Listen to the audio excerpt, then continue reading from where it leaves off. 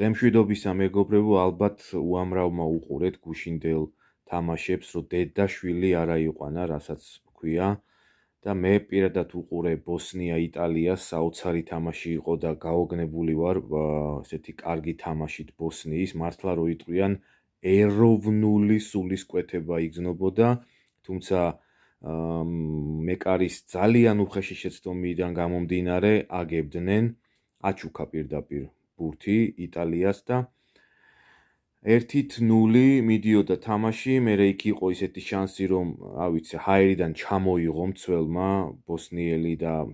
საჯმა ყურადღება საერთოდ არ მიაქცია,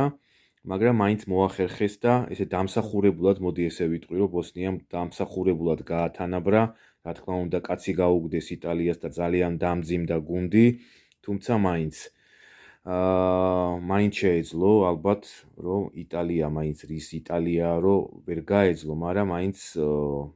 პენლებში, მეგობრებო, 11 მეტრიანებში 4-1 განადგურდა იტალია, დონარუმამ პენალი ვერ აიღო საერთოდ, არა და მეგონა რომ უეჭველი მეთქი წააგო უკვე ბოსნიამ, იმიტომ რომ 11 მეტრიანებში მეგონა რომ ნამდვილად მოიგებდა იტალია, მაგრამ ნურას უკაცრავად კვლავ დარჩა მსოფლიოს გარეშე, საწყენია მართლა გულწრფელად ვამბობ, მაგრამ თავის თავს დააბრალონ.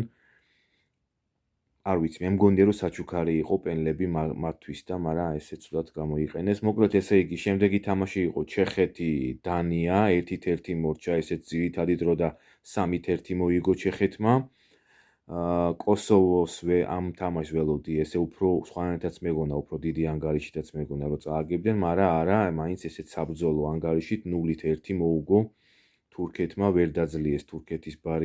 ბარიერი და შვედეთი იყო ესეთი უხგოლიანი შეხვედრა, 3-2 მოიგო შვედეთმა და მოკლედ ესეთი 4-ეული გამოვიდა, ბოსნია, ჩეხეთი, თურქეთი და შვედეთი შეუერთდნენ იმ დიად ღონისძიებას და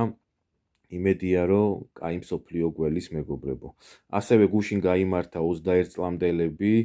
მალტასთან, ჩვენი ნაკრები მალტასთან 4-1 გაანადგურეს, თუმცა მაინც ძალიან ცუდად არის მდგომარეობა ჯგუფში, იმიტომ რომ იქ გერმანიას და საბერძნეთს 18 ქულა აქვს და ჩვენ კიდევ 9 ქულა გვაქვს და ამიტომ ძალიან გაჭირდება აქედან გასვლა, ასე რომ ცუდად დავკარგეთ ქულები. არ ვიცი, წინასწარ ვერაფერს ვერ ვიტყვი, რაღაც საოცრება უნდა მოხდეს. მოკლედ, მეგობრებო, ძალიან მალე შევხვდებით, რა თქმა უნდა, ლიგა გველოდება წინ და აბა